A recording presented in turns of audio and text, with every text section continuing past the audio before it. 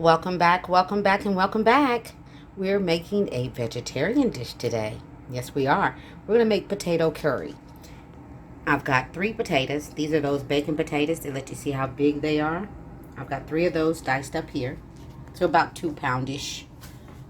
We're going to use some olive oil, some vegetable broth, garlic, black pepper, smoked paprika. Regular paprika will work just fine.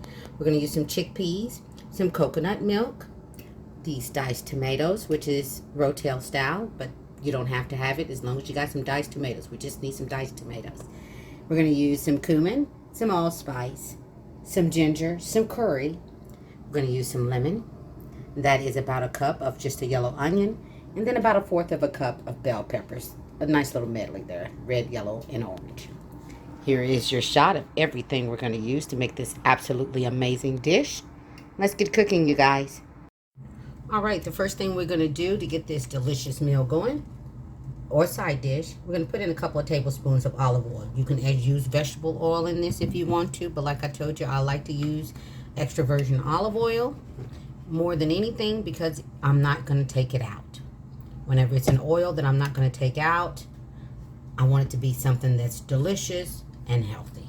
We're going to go in with these onions, and we're going to let these onions go for a couple of minutes, all right? Just let them go. And you can absolutely add more. If you want more, that'll work just fine. But I'm going to go ahead, let these saute for 2 minutes, and I'll be right back. All right, now we're going to go in with about 4 tablespoons of garlic. You don't have to use as much as me. You can absolutely omit some of it. But 4 tablespoons works yummy for me. And we're going to let this go for a couple of minutes.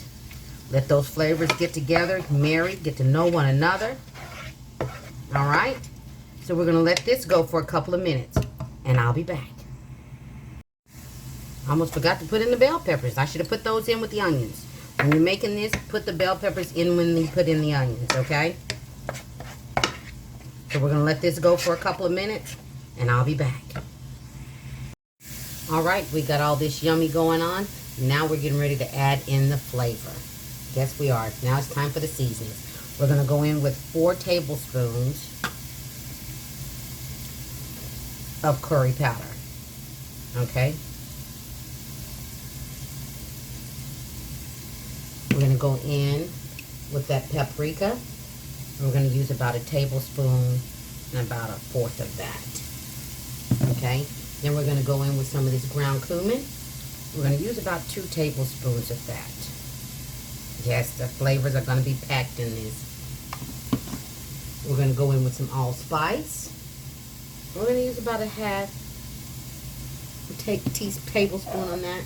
Then we're going to go in with some of this ginger, and we're going to use about 2 tablespoons of that.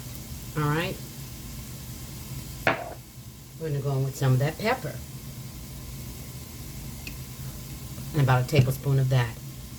And then we're just going to mix this up together. Get that all mixed in. Let those become good friends. Yum, yummy. I wish you could smell it in here.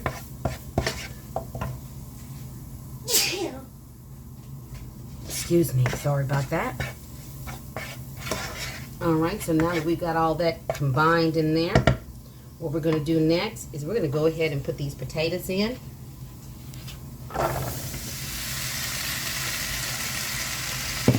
And we're going to coat those potatoes in that lovely little seasoning we got going on in there. Those onions, those bell peppers.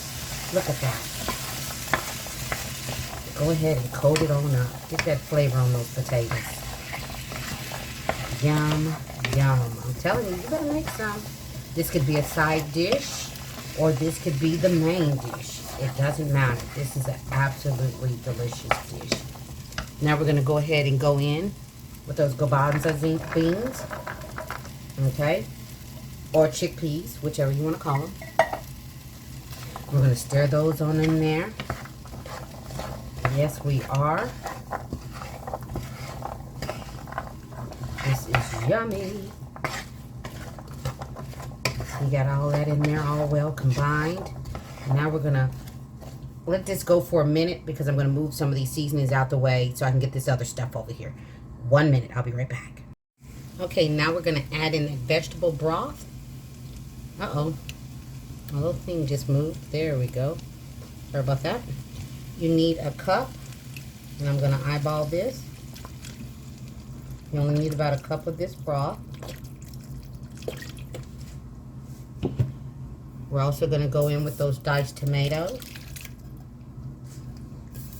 I'm just going to kind of combine that, stir it on in. I'm telling you, this is a delicious dish. Like I said, you know, if you're staying away from meat, this is definitely a good dish for you. It's packed with tons of flavors. I mean, there is flavor on flavor in this dish. All right, I'm going to go ahead and go in with this lemon.